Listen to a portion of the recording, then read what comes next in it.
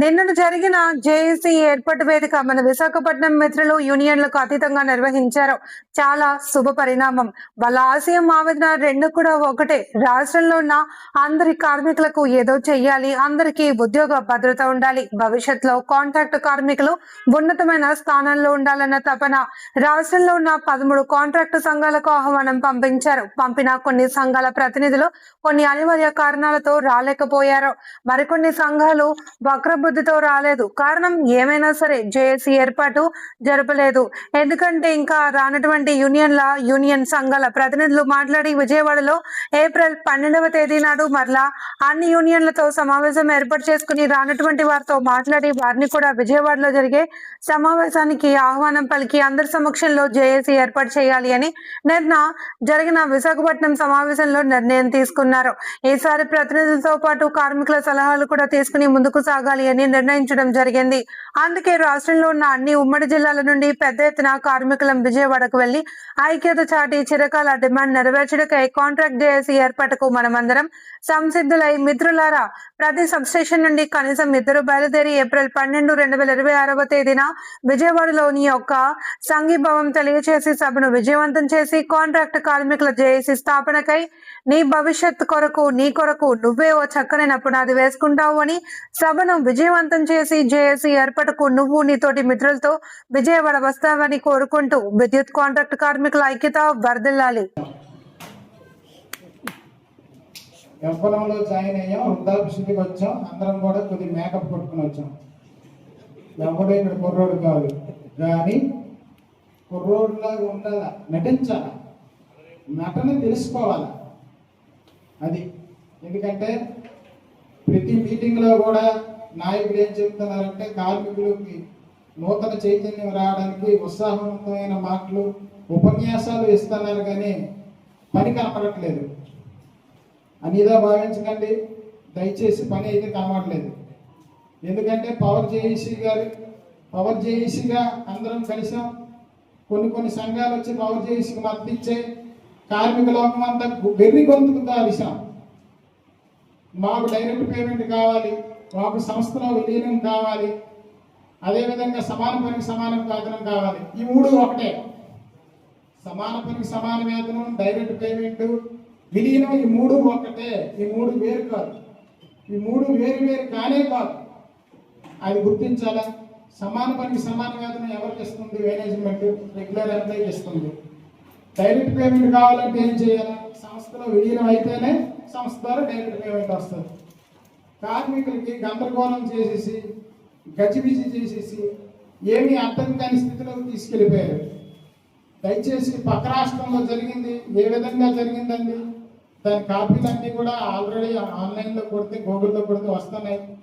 కానీ ఎక్కడ లోపం జరుగుతుందని కూడా తెలియట్లేదు. దయచేసి కార్మికుల యొక్క ఘోషని నాయకత్వం పట్టించుకోవాలి. మనం సంఘం స్థాపించామంటే ఏదో సంఘానికి ఎవరో కార్మికుడు చనిపోతే 150 ఇచ్చేసి చెక్ కార్డు ఇచ్చేసి 10 మంది ఫోటోలు తీసి అది ఒక ఘనత కాదు. దానివల్ల ఉపయోగం లేదు. అదేవిధంగా ఎవరికో ఉద్యోగం పోతే దగ్గరుండి ఎండీలతో మాట్లాడేసి ఆడికి ఉద్యోగం ఇప్పించడం ఉపయోగం లేదు. అవి నాయకత్వ లక్షణాలు కాదు. ఎప్పుడైతే కార్మికుడికి శాశ్వత పరిష్కారం వేరియేషన్లు ఉన్నాయి. షిఫ్ట్లో ఆటోమేటిక్గా మీకు ఒక ప్లేస్ ఉంది కాబట్టి రెవెన్యూలు వస్తుంది. మేమున్నది మీరు ఓఎన్ఎం అనుకుంటారు, మేము హెచ్ఆర్ కింద ఉంటాం. మిమ్మల్ని కావాలంటే మళ్ళీ 1 year రెవెన్యూలు చేసుకుంటుంటారు. నేను ఏ మార్పులు ఏది మీతో పాటు పొందాలన్నా కూడా నేను ప్రత్యేకమైన జీవో తెచ్చుకోవాలి సిఎండి గారి దగ్గర. అలాంటి దానికోసం ఒకళ్ళ గురించి ఇప్పుడు మన వరకు మనమే చేసుకుంటాం, మన పని మనమే చేసుకొని మన ఉద్యమం మన జీతాలు మనమే తీసుకుంటాం. కానీ మన గురించి పోయేవాడు ఎవరు లేదని విషయాన్ని గ్రహించాను. నాకు బ్రేక్ డౌన్ బ్యాంక్ కోసం నేనే పోరాడాలనుకున్నాం. మా బ్యాచ్ కోసం మేమే మా పనులు చేసుకుంటా ఉన్నాం. పేర్లాన్ని ఒకటి సంపాదించుకోగలిగాం. నిదానంగా మిగతా కూడా అడుగుదలుచుకున్నాం అనే ఉద్దేశంతోనే మా యూనియన్ స్థాపించడం జరిగిన విషయాన్ని ఒకసారి గుర్తు చేస్తా ఉన్నాం. ఇకపోతే ఏదైతే పవర్ జేఏసీలో అన్నోళ్ళు యూనియన్లో నేను ఎలక్ట్రికల్ డిపార్ట్మెంట్ జాయిన్ అయిన కాంచి వీళ్ళిద్దరూ మెయిన్ పెద్దదారులు ఉన్నారు. ఎవరో నాగరాజు అన్న కానీ బాలకృష్ణ కానీ. మిగతా వాళ్ళని నేను తప్పు చూస్తూ ఉంటాను. యూనియన్లు ఎక్కడ మీటింగ్లు ఉన్నా, ఎందుకంటే ఒక ఇటు కార్మికుడిగా మనకి ఎంప్లాయీస్ అందరూ తెలుసు ఉద్యమంలో యూనియన్లు ఎవరెవరు ఉంటారు ఏందని. అందులో కొద్ది గలవెత్తి మాట్లాడే వాళ్ళు, కొద్ది వినిపించే వాళ్ళు ఈ రెండు పేర్లు వినపడతా ఉంటాయి. అందుకు చాలా సంతోషం. ఎదురుగా నిలబడతారు, కానీ నిలబడే వాళ్ళకి, నించుండే వాళ్ళకి ఎవరైనా రాళ్ళు వేసి వాళ్ళని బొమ్మతీయటం ఏదో కొరకంగా పక్కకు పంపించడమే తప్పితే వాళ్ళ ప్రయోజనాల కోసం మన కాంట్రాక్ట్ కార్మికులను వాడుకుంటున్నారనే విషయాన్ని ఇంకోసారి గుర్తు చేస్తా ఉన్నాం. పోయినసారి ఏదైతే ఈ మన 2025 జరిగిన ఏదైతే గవర్నమెంట్ వచ్చి సంస్థ విలీనం చేయడం జరిగినప్పుడు కొత్తది మీకు తెలుసో తెలియదు, ఏ పిఆర్సీ మీటింగ్ నేను జాయిన్ అయిన కాడ నుంచి 3 పిఆర్సీలు చూసాను. 2018 పిఆర్సీ, నేను 2018లో అప్పటికి 19లో వచ్చింది పిఆర్సీ. ఆ టైంలో నేను సెక్రటరియట్లో లేదు. 2022 పిఆర్సీ చూసాను. సేమ్ ఇలాగే సెక్రటరియట్ ఎనర్జీ మినిస్టర్ పక్కన హాల్లో జరుగుతూ ఉంటుంది. ఆ హాల్లో పక్కన నేను కూడా ఉంటాను. మొన్న ఇప్పుడు 24 పిఆర్సీ, 26 పిఆర్సీ ఉన్నది. మధ్యలో ఒక పిఆర్సీ పోయింది. గవర్నమెంట్ ఏం చేసింది, పవర్ జేఏసీ ఉన్నా కూడా 2022లో మరి దారుణంగా వాళ్ళు ఓఎండంగా ఉన్న స్టాఫ్ ఉన్న రెగ్యులర్ ఎంప్లాయీస్ కూడా వాళ్ళు తెచ్చుకోలేకపోయింది పరిస్థితుల్లో. వాళ్ళు ఎంత పర్సెంట్ ఉన్నా కూడా 8% తెచ్చుకున్నారు వాళ్ళు మన పిఆర్సీలో. చాలా బాధాకరమైన విషయం. సరే అలా పోయింది. ఇప్పుడు జేఏసీ చైర్మన్ గారు మారారు, ధన్యవాదాలు. ఇంకోటి మొన్న జరిగినటువంటి ఏదైతే 25, 17, 16 పిఎం గారు రాకముందు జరిగినట్లు ఒక్క రోజు దాని కాంట్రాక్ట్ కార్మికుల గురించి పవర్ చేసి ఆలోచించుకుంటే ఈ పాటికి మన తలరాతలు మారిపోయాయి అనే విషయాన్ని మారిపోయాయి. అంటే సంస్థలు వ్యతిరేకించమని కాదు నా ఉద్దేశం. ఏదైతే మనం అగ్రిమెంట్ చేసుకున్నాం, ఏం అగ్రిమెంట్ చేసుకున్నాం, కాంట్రాక్ట్ కార్మికులు న్యాయం జరిగేంత వరకు పవర్ చేసి నిలబడతానని మాట. పవర్ చేసి కాకపోతే గతంలో మేము ఏదైతే పిఆర్సీ మీటింగ్లు ఉన్నాయి వాటిలో ఇచ్చే పరిస్థితుల్లో అంటే మా తాలూకు సంఘీభావం తెలిపిన పరిస్థితుల్లో పోయినసారి మాత్రం మేము ఎందుకో జేఏసీ నమ్మలేదు. వాళ్ళకి సంఘీభావం కూడా చెప్పలేదు. సభాముఖంగా మేము చెప్తున్నాం.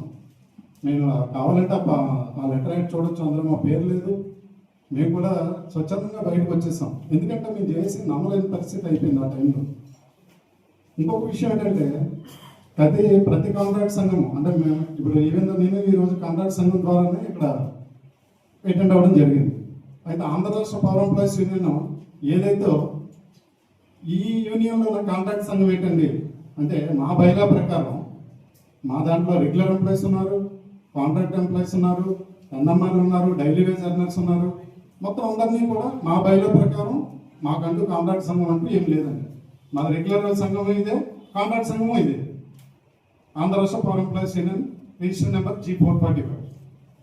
అలాగే ఇంకొక విషయం ఏంటంటే మన పోరాటాలన్నీ తెలిసి గత 10-12 సంవత్సరాల నుంచి మొదలుపెట్టాం. అంటే 2014 నుంచి ఏదైతే బైఫర్కేషన్ అయిందో స్టేట్, ఆ స్టేట్ విడిపోయి ఈ స్టేట్ అంటే రెండు ఆంధ్ర తెలంగాణ సెపరేట్ అయిన దగ్గర నుంచి మనం మొదలుపెట్టాం.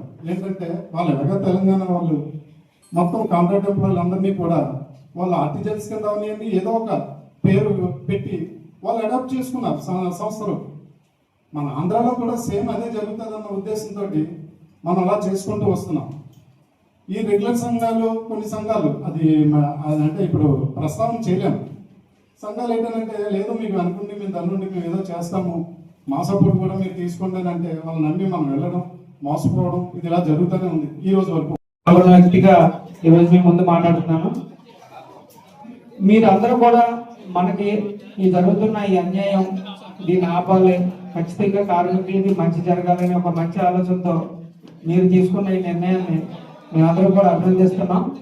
ఖచ్చితంగా ఈ రోజు నుంచి మన కార్మికులందరూ కూడా ఏ విధంగా ముందుకెళ్ళాలి, మన డిమాండ్లు పరిష్కారం అవ్వాలి అంటే అనేది ప్రతి ఒక్కరు కూడా ఆలోచించాల్సినటువంటి అవసరం ఉంది. చాలా నష్టపోయాం మనం ఈ డిపార్ట్మెంట్లోకి వచ్చి. ఒక్కొక్కరు దాదాపుగా 10, 15, 20, 25 సంవత్సరాలు సర్వీస్ చేశాం. కానీ మన సర్వీస్ తగ్గట్టుగా వేతనాలు రావట్లేదు, ఎలవెన్షియల్గా నేను కూడా రావట్లేదు. ఈ పరిస్థితుల్లో అంటే ఇప్పటివరకు జరిగిన అంటే భవిష్యత్తులో మనం ఉద్యమంగా సక్సెస్ అవ్వాలంటే ప్రధానంగా ఆలోచించాల్సింది 2 అంశాలు. ఇప్పటివరకు జరిగిన ఉద్యమాలు ఏ విధంగా జరిగాయి, ఎక్కడ మనం విజయం సాధించాం, ఎక్కడ మనం ఇబ్బందులు ఎదుర్కొన్నాం అనేది కూడా కొంత స్టడీ చేయాల్సిన అవసరం ఉంది.